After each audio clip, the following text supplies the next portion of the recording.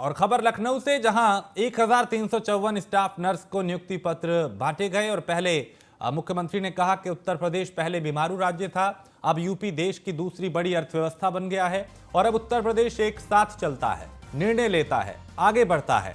UP में संभावनाएं अनंत हैं और यूपी में 5 लाख से ज्यादा सरकारी नौकरी मिली, पारदर्शी तरीके से भर्ती प्रक्रिया हुई, नौजवानों की ऊर्जा का लाभ उत्तर प्रदेश को मिल रहा है।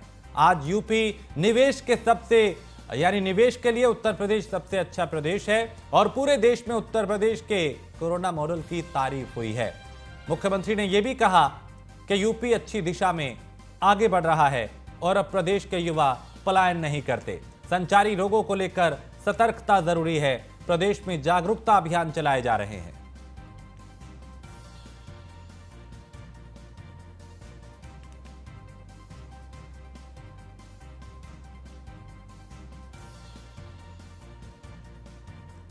तो पूरे देश में यूपी के कोरोना मॉडल की तारीफ की जाती है, मुख्यमंत्री ने यह भी कहा, और यूपी अच्छी दिशा में और सही दिशा में आगे बढ़ रहा है। उन्होंने कहा कि यहां पे अपार संभावनाएं हैं, अब प्रदेश के युवा पलायन नहीं करते, उनकी ऊर्जा का यहीं पे इस्तेमाल किया जा रहा है। संचारी रोगों को लेकर सतर्कता बेहद जरूरी है, इसको लेकर हम जागरूकता अभियान भी चला रहे हैं और प्रदेश में जागरूकता अभियान चलाए जा रहे हैं। प्रदेश सही दिशा में आगे बढ़ रहा है। तो 1354 स्टाफ नर्स को नियुक्ति पत्र वितरित किए गए और उसके बाद मुख्यमंत्री योगी आदित्यनाथ ने यहां संबोधित किया और उत्तर प्रदेश की जो उपलब्धियां रही हैं सरकार की, वो यहां पे गिनवाई। और अब रुक करते हैं सोमनाथ मंदिर का, जहां आज प्रधानमंत्री नरेंद्र मोदी पहुंचे हैं। इस वक्त वो संबोधित कर रहे हैं, उन्हें सुनते हैं। લોકશાહીનો ઉત્સવ છે, મતદાન તો કરવું જ જોઈએ। બધા જ કઈ કમળના બટન દબાવે એવું આપણે નથી કહેતા, પરંતુ મતદાન બહુ આવશ્યક હોય છે। લોકતંત્રના આ ઉત્સવને એક નાગરિકે ઉજવવો રહ્યો અને એટલા માટે મારી આપ સૌને આગ્રહ છે। બીજી વાત ભાજપની, કારણ કે લોકશાહીની રક્ષણની જવાબદારી પણ આપણે જ નિભાવવાની છે ભાઈ। સુશાસન દ્વારા, જનતા જનાર્દનની સેવા દ્વારા ગુજરાતને પ્રગતિની નવી ઊંચાઈઓ પર લઈ જવા માટે, અને એટલે એક પણ પોલિંગ બૂથ એવું ના હોય, એક પણ કે જેમાં ભાજપનો વિજય વાવતો ન ફરક્યો હોય। ભાજપને જીતાડજો ભાઈઓ, 100% જીતાડજો, પણ પોલિંગ બૂથમાં જીતવું જો મારે। તમે પોલિંગ બૂથમાં જીતાડજો ને એટલે આ 4 ભાઈઓ અમારા ગાંધીનગર પહોંચ્યા જ છે, સમજી જાજો। ઘણીવાર શું થાય, આપણે આ વિધાનસભા જીતીશું કર્યા કરીએ, પણ પોલિંગ બૂથ જીતવાની જવાબદારી કોની નક્કી ના કરીએ। તો મારો તો આગ્રહ છે કે આ વખતે આપણે પોલિંગ બૂથ બધા જીતવા છે। જીતી બતાવજો ભાઈઓ। વધુમાં વધુ મતદાન અને વધુમાં વધુ પોલિંગ બૂથ જીતવાના સંકલ્પ સાથે આ ચૂંટણીમાં આ લોકશાહીના ઉત્સવને આપણે ઉજવવો છે। અને બીજી એક મારી ઈચ્છા છે જે તમારે પૂરી કરવાની છે। આ વખતે આ ચૂંટણીમાં હું કામ આટલું બધું શું કરવા કરું છું? ચૂંટણીનો વિજય નક્કી છે, બધા કહે છે।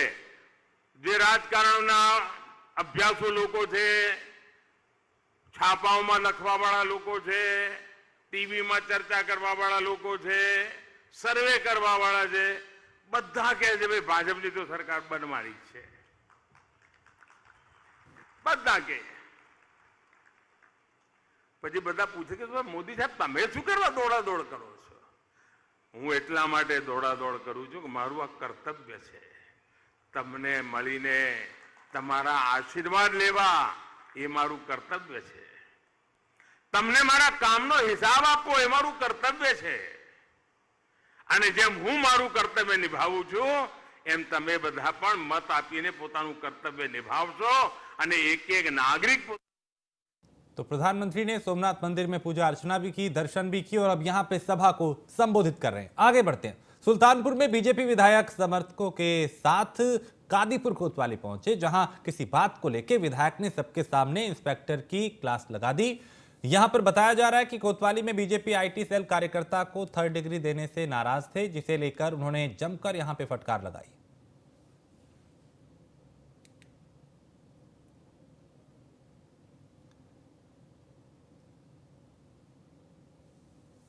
तो बीजेपी ने पुलिसकर्मी को यहां पे फटकार लगाई।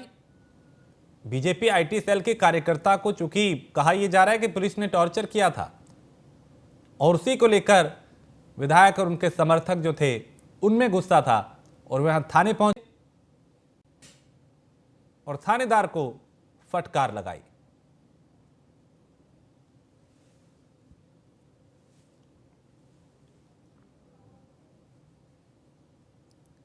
तो कादीपुर कोतवाली का यह मामला है और भारतीय जनता पार्टी के विधायक ने पुलिसकर्मी पर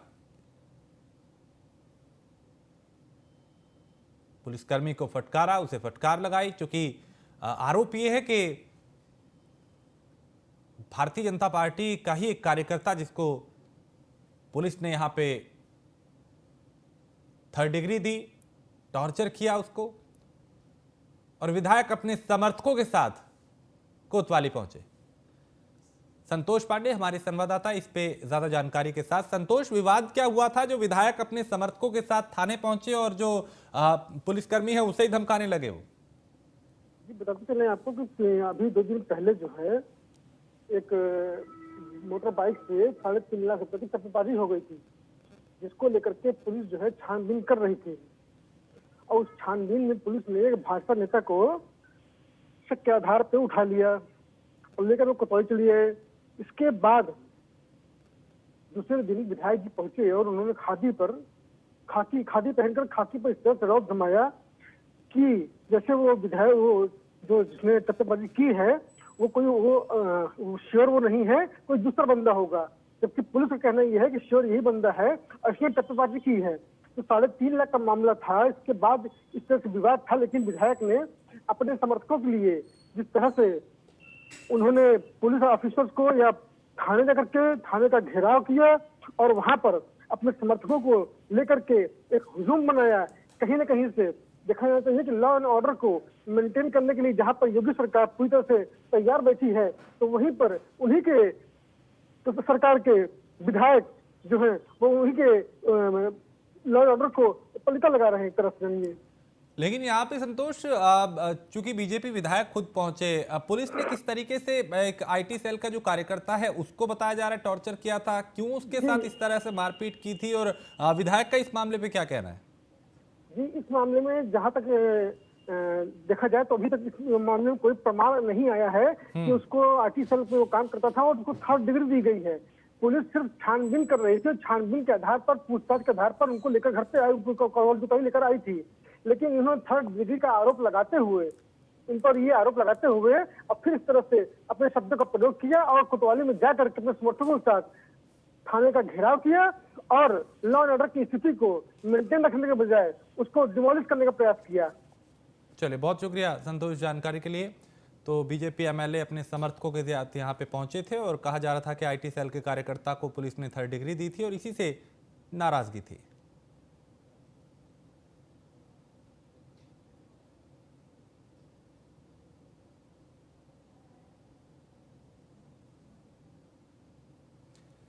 तो बीजेपी विधायक ने पुलिसकर्मी को फटकार भी लगाई और समर्थकों में भी इस पूरी घटना को लेकर काफी गुस्सा था।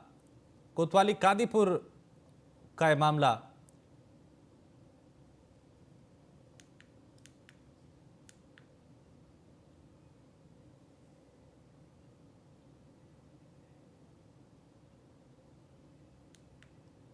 तो बीजेपी विधायक ने पुलिसकर्मी को फटकार लगाई और आरोप है कि एक बीजेपी आईटी सेल के कार्यकर्ता को पुलिसकर्मी ने 3rd डिग्री दी थी थाने में, और उसी को लेकर विधायक और उनके समर्थकों में काफी गुस्सा था, जो यहां थाने पहुंचे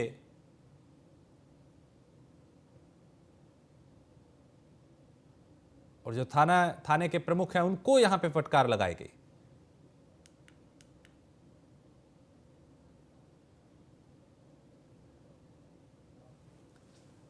तो मैनपुरी उपचुनाव को लेकर इस वक्त एक बड़ी अपडेट और एक बड़ी जानकारी आ रही है चुनाव से जुड़ी हुई, क्योंकि यहां का चुनाव बेहद रोचक होता जा रहा है, दिलचस्प होता जा रहा है और समाजवादी पार्टी का कार्यकर्ता सम्मेलन है। मैनपुरी चुनाव को लेकर ही अब समाजवादी पार्टी पूरी तरह से एक्टिव है और एक मंच पर शिवपाल और रामगोपाल एक ही मंच पे दोनों नजर आए। मैनपुरी उपचुनाव से जुड़ी इस वक्त की खबर। इससे पहले चाचा भतीजा साथ थे, यानी शिवपाल और अखिलेश यादव ने भी मंच साझा किया था और संदेश सीधा ये दिया जा रहा है कि परिवार एक है, संगठन एक है, पार्टी एक है और एकता के साथ इस चुनाव में उतरे हैं। चुनाव जीतकर ही मुलायम सिंह यादव को श्रद्धांजलि देंगे। इस तरह की बातों का जिक्र अखिलेश यादव भी कर चुके हैं, शिवपाल यादव भी कर चुके हैं, रामगोपाल यादव भी कर चुके हैं। और अब मैनपुरी में चूंकि एक तरफ डिंपल यादव समाजवादी पार्टी की उम्मीदवार हैं, दूसरी तरफ रघुराज चाके भारतीय जनता पार्टी के उम्मीदवार, दोनों में मुकाबला और चाचा भतीजे की जो दूरियां हैं वो भी खत्म हो चुकी हैं। समाजवादी पार्टी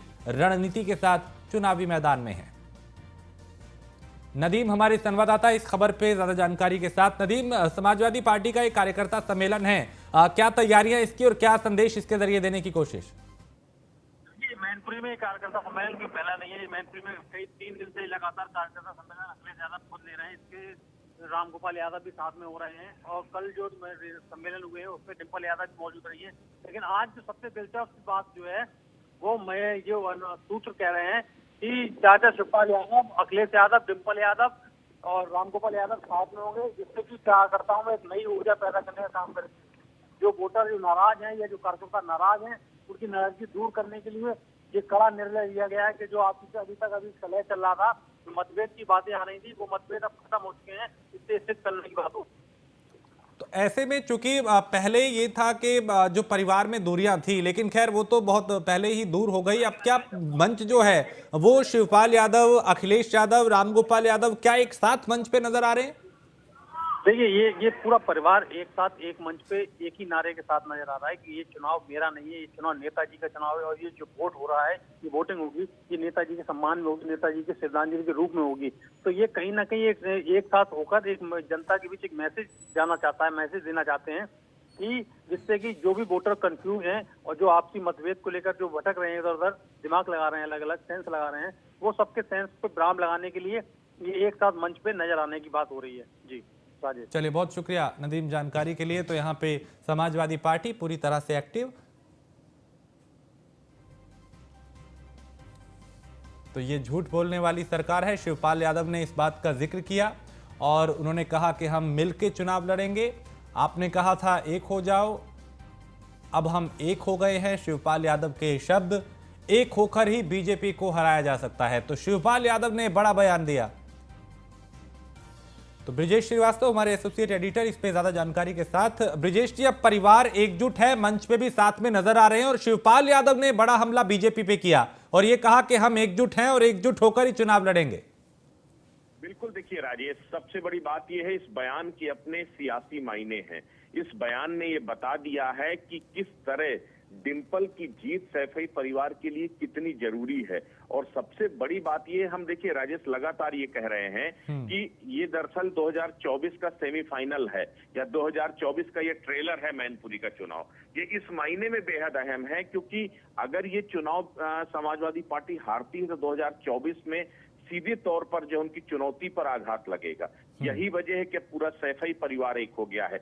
आज खास बात है, तस्वीर बीच में अखिलेश यादव, एक तरफ रामगोपाल यादव, दूसरी तरफ शिवपाल यादव, ये तस्वीर अपने आप में बेहद अहम है और ये तस्वीर बताती है कि बदलते समय में बीजेपी को इस सियासत से बड़ी चुनौती मिलने वाली है। इस जो एक तरह से त्रिकोण था, रामगोपाल यादव और शिवपाल यादव की अदावत जग जाहिर है और कई मौकों पर इस बात के खुलासे भी हुए कि दरअसल अखिलेश और शिवपाल के बीच में भी जो कॉन्फ्लिक्ट हुए उसमें रामगोपाल यादव की बड़ी भूमिका थी। खुद अक्षय यादव के खिलाफ 2019 का चुनाव शिवपाल यादव मतलब अपने भतीजे के खिलाफ चुनाव लड़े थे जो है, तो आप समझ सकते हैं अदावत किस तरह की। लेकिन आज तीनों एक मंच पर दिखाई दे रहे हैं और साथ ही शिवपाल यादव ने ये कहा कि आप चाहते थे कि एक हो जाओ, हम एक हो गए हैं। अब कम से कम जो है ये है कि अब ऐतिहासिक बहुमत से डिंपल को जिता दो। तो सीधी सी बात ये है कि पूरे यादव लैंड में अब एक बात तय मान लीजिए कि शिवपाल यादव किंग मेकर हैं इस पूरे यादव लैंड में, और ये अहमियत अखिलेश यादव बखूबी समझ गए हैं। आप देखिए मंच पर बैठे हुए जब अखिलेश यादव लगातार शिवपाल यादव से बात कर रहे हैं, रामगोपाल यादव से नहीं, बल्कि जो लगातार कम्युनिकेशन है वो शिवपाल यादव के साथ चल रहा है। तो ये दिखाने की कोशिश कर रहे हैं अखिलेश यादव कि अब ऑल इज वेल है, अब सब कुछ ठीक है, हमारे बीच में कोई कंफ्लिक्ट नहीं है, हमारे बीच में कोई मतभेद नहीं है, जो गिले शिकवे थे वो दूर हो गए हैं और हम पूरा सैफई कुनबा एक साथ हैं और अब जो है आप लोग जो है डिंपल को जिताइए। तो ये तस्वीर कहीं ना कहीं बीजेपी की बेचैनी बढ़ाने के लिए काफी है, इसमें कोई शक नहीं है। इसके सियासी मायने क्या है सीधे तौर पर समझा जा सकता है कि अगर सैफई का परिवार एक हो जाता है तो वो सीधे तौर पर पूरी के चुनाव में बीजेपी के लिए दिक्कतें हो रही हैं और बढ़ेंगी।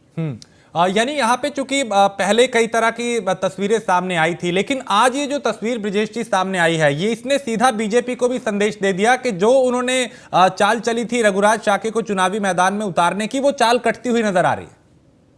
बिल्कुल, देखिए सबसे बड़ी बात यही है कि बीजेपी को इल्म नहीं था कि शिवपाल यादव यूं पासा पलट देंगे, शिवपाल यादव इस तरह से बदल जाएंगे, लेकिन शिवपाल दरअसल अनप्रेडिक्टेबल पॉलिटिशियन है। जो है राजनीति में कहा जाता है कि प्रेडिक्शन बहुत कुछ होता है, लेकिन आप शिवपाल को लेकर कुछ भी प्रेडिक्ट नहीं कर सकते। आप देखिए कब हर बार शिवपाल ने तलखियां दिखाई, लेकिन बाद में जब जब अखिलेश को मौका पड़ा वो अखिलेश के साथ खड़े हुए दिखाई दिए। अभी हम लोग 2022 के चुनाव में देखा, खुद करहल की कमान पूरी जसवंत नगर और करहल की कमान ही शिवपाल यादव ने संभाली थी, अखिलेश का पूरा चुनाव प्रचार किया था जो है, उसके बाद भी जो है वो बाहर रहे।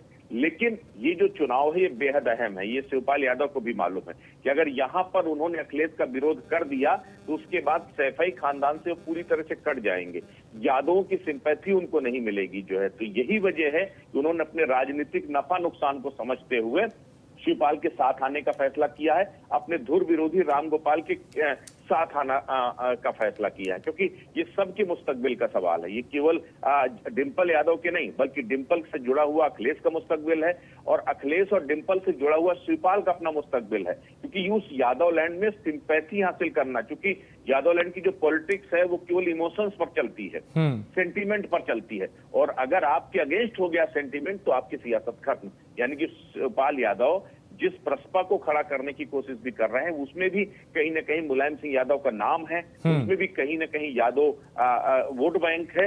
लेकिन अगर आपके अगेंस्ट सिंपैथी हो गई तो सीधी सी बात यह है कि आप विलन बन जाओगे, और यही शिवपाल यादव नहीं चाहते हैं, और यहाँ आज एक मंच पर खड़े दिखाई दे रहे हैं। हाँ, और दो चीजें यहाँ पे ये भी है कि एक तो परिवार की एकता और एक सहानुभूति, ये इस पूरे चुनाव के सबसे बड़े फैक्टर रहने वाले हैं। बिल्कुल, पूरा ही चुनाव अब देखिए ना, मुलायम सिंह यादव केंद्र बिंदु में है इस पूरी सियासत में। एक तरफ जहां डिंपल यादव भी कह रही हैं कि चुनाव मेरा नहीं है, ये चुनाव नेताजी का है, चुनाव मैं नहीं लड़ रही, मैं केवल प्रतीक हूं जो है, बाकी चुनाव नेताजी का है जो है।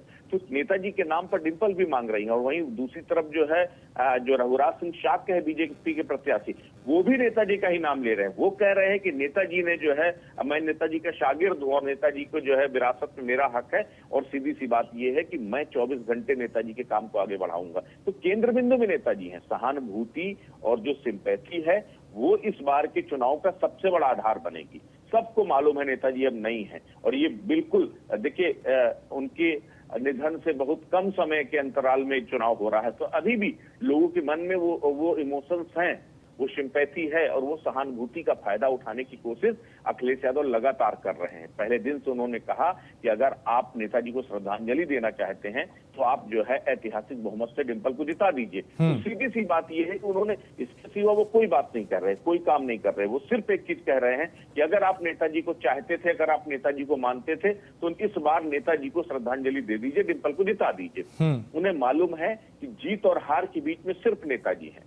नेताजी की सिंपैथी कार्ड अगर चल गया तो एक बार फिर समाजवादी गढ़ बच जाएगा, अन्यथा बीजेपी उसको भेदने के बेहद नजदीक है। चलिए, बहुत शुक्रिया ब्रिजेश जी इस तमाम जानकारी के लिए। तो इस बार रिकॉर्ड मतों से बीजेपी को हराना है। शिवपाल यादव का ये बयान अपने आप में कई बड़े संदेश दे रहा है। बीजेपी को इस बार करारा जवाब देना होगा, और उनका सीधा हमला जो है वो भारतीय जनता पार्टी पे है। बटन दबा के बेईमानों को जवाब देना है। शिवपाल यादव के शब्द और इस बयान को ही सियासी केंद्र में यानी सियासत के केंद्र में रख के देखें तो ये अपने आप में बड़े संदेश दे रहा है। डिंपल चूंकि मैनपुरी की यहां पे डिंपल यादव को समाजवादी पार्टी ने चुनावी मैदान में उतारा है और बयान जो है वो सुर्खियों में। अखिलेश यादव ने चाचा शिवपाल के पैर छूकर उनका आशीर्वाद भी लिया, तो ये भी अपने आप में एक संदेश है। और एक होकर ही बीजेपी को हराया जा सकता है, शिवपाल यादव ने इस बात का भी जिक्र किया है। तो ये झूठ बोलने वाली सरकार है और इसे हराकर ही नेताजी को श्रद्धांजलि देंगे। आपने कहा था एक हो जाओ, अब हम एक हो गए हैं। शिवपाल यादव के शब्द जनता को संबोधित करते हुए उन्होंने कहा और जनता को परेशान किया जा रहा है। शिवपाल यादव ने यह भी कहा तो इस बार रिकॉर्ड मतों से बीजेपी को हराना है।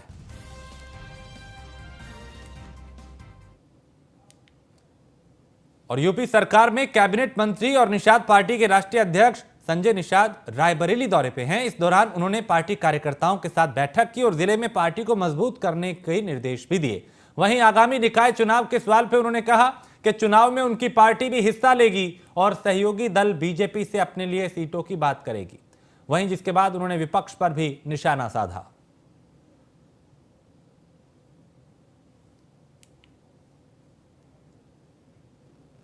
पार्टी झंडा गाड़ने आई है।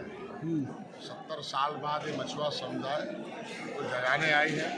इनके साथ गांव में और जो गरीब है, जो इनका वोट लेकर लोगों ने ठगों ने ठगा और इन्हें बर्बाद किया है, इन्हें शिकार बनाया, इन्हें हिस्सेदार बनाने के लिए आए हैं। राजनीति में हिस्सा, जमीन में हिस्सा, नौकरी में हिस्सा, क्षेत्र में हिस्सा। भारतीय जनता पार्टी इनकी हिस्सेदारी शुरू कर दी है। इनको बताने आया हो कि केंद्र में मत्स्य मंत्रालय अलग हो गया, 20,000 करोड़ रुपया दे दिया गया। इनके लिए फ्री का बीमा है, 60% सब्सिडी में 16,000 लोगों को उत्तर प्रदेश में हम अनुदान देंगे। तो 10 लाख रुपया लेगा, 6 लाख, 20 लाख लेगा, 12 लाख महिला है तो 60% अमेठी से है, जहां अवैध मकान पे प्रशासन का पंजा चला है। वकील के अवैध मकान पे बुलडोजर चलाया गया और सरकारी जमीन को कब्जा मुक्त कराया गया। कब्जे को लेकर यह कार्रवाई की गई है। ग्राम सभा की जमीन पर खेती कर रहा था वकील और बार एसोसिएशन के पूर्व जिला अध्यक्ष रामकेवल शुक्ला के घर बुलडोजर चला है। गौरीगंज थाना क्षेत्र के कटरा लालगंज का यह मामला। तो ग्राम सभा की जमीन पर इस वकील का कब्जा था, जिसे कब्जा मुक्त कराया गया और बार एसोसिएशन के पूर्व जिला अध्यक्ष रामकेवल शुक्ला के घर पे ये बुलडोजर चला। तो गौरीगंज थाना क्षेत्र के कटरा लालगंज का यह मामला, जहां अवैध मकान पे प्रशासन का पंजा चला है और वकील के अवैध मकान को यहां पे गिराया गया।